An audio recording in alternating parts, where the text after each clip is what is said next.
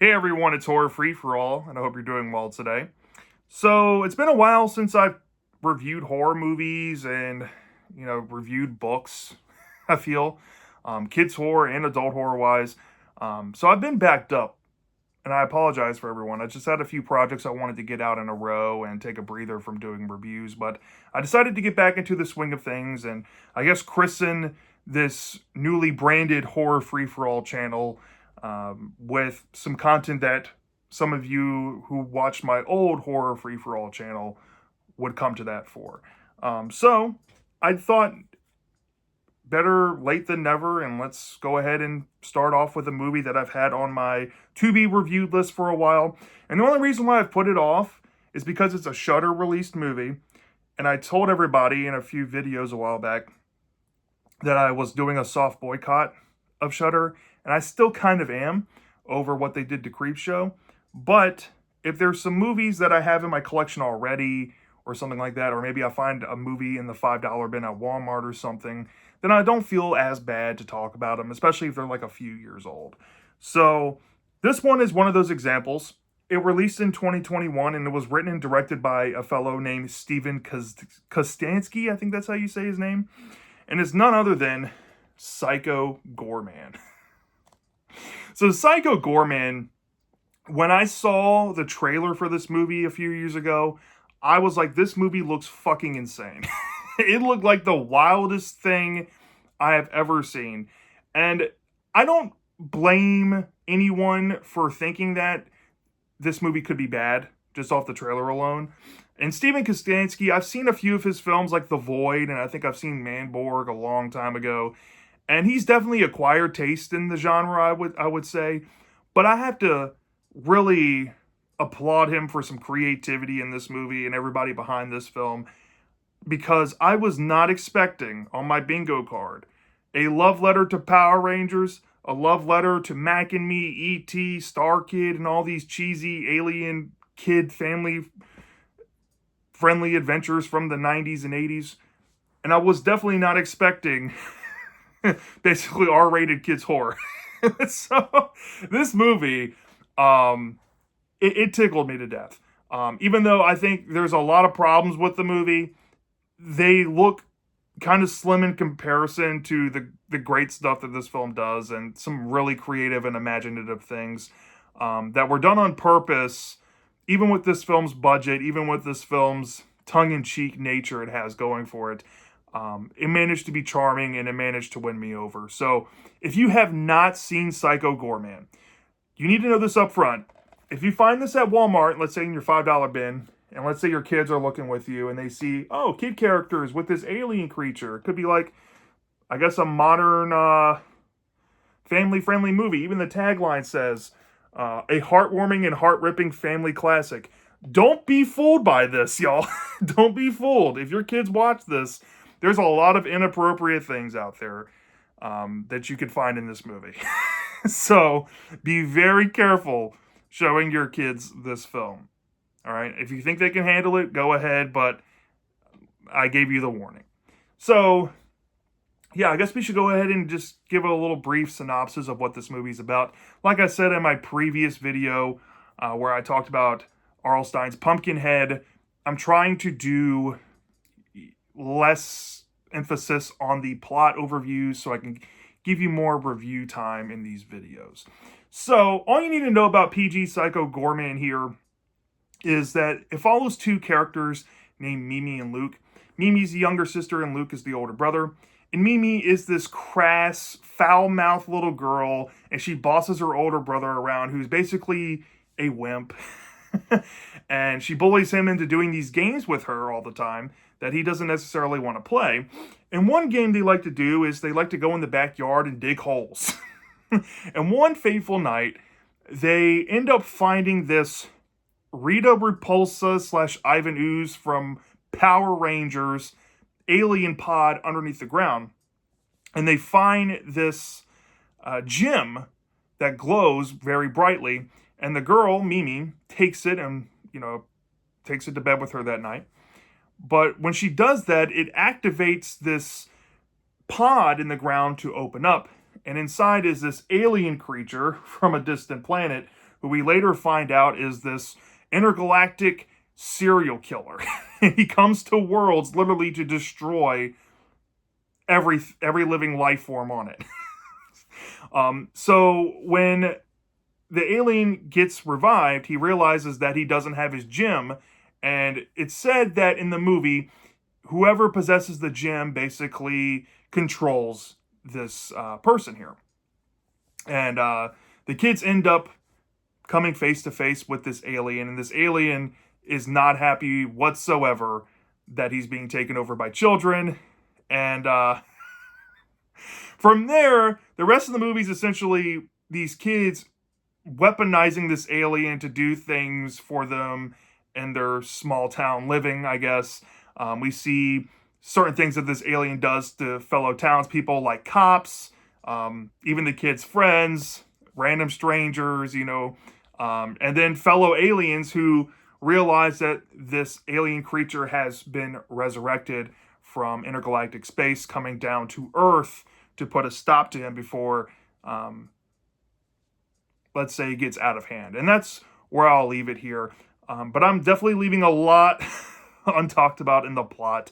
But I want all of that stuff to be a surprise for you when you go into the movie. So, that out of the way, let's get into the review of Psycho Goreman. So up front, y'all, this movie, I will be upfront with you, is a low-budget film for what it is. But I will say, this film definitely had something in mind, and that was a horror comedy, basically homaging stuff like Mac and Me, E.T., Star Kid, with a blend of Power Rangers in its veins. And it is incredible on that front. It's such a creative thing to do, and it feels so refreshing. And there's certain things that this movie does, and I guess I'm going into positives now already with it, where in Power Rangers, for example, when the Rangers are having fights with aliens or, demons or robots in whatever episode, usually, especially back in the day, when they use their weapons on the monsters, there would be like these sparks that would fly out like effects. That's here in this movie, when there are fights, of course. And to couple with that, the monster designs are super cool in this movie.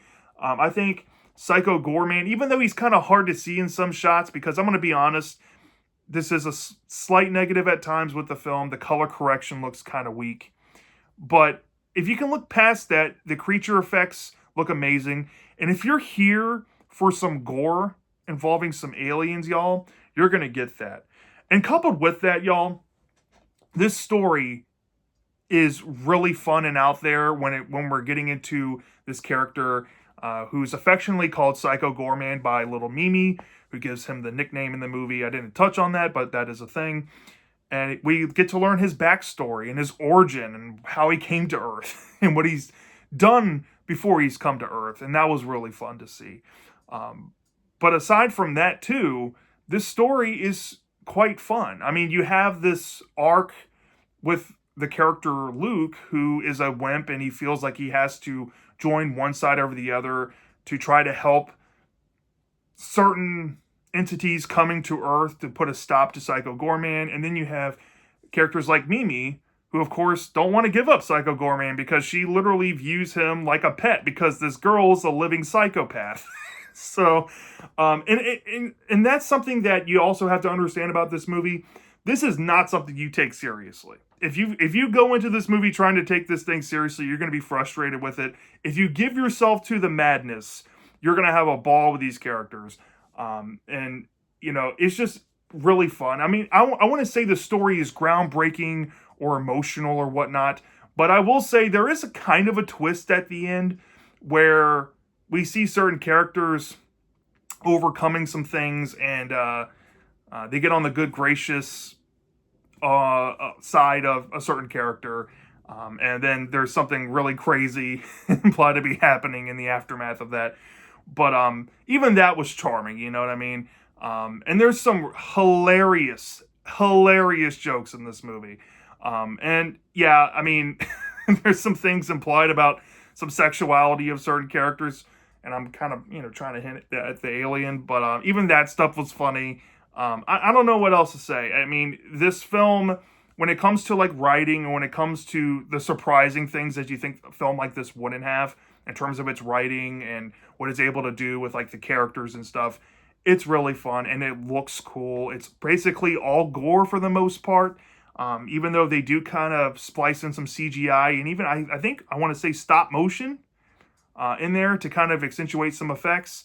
And some effects involving the sound and CGI can be kind of iffy at times, but for the most part, that stuff does accentuate it.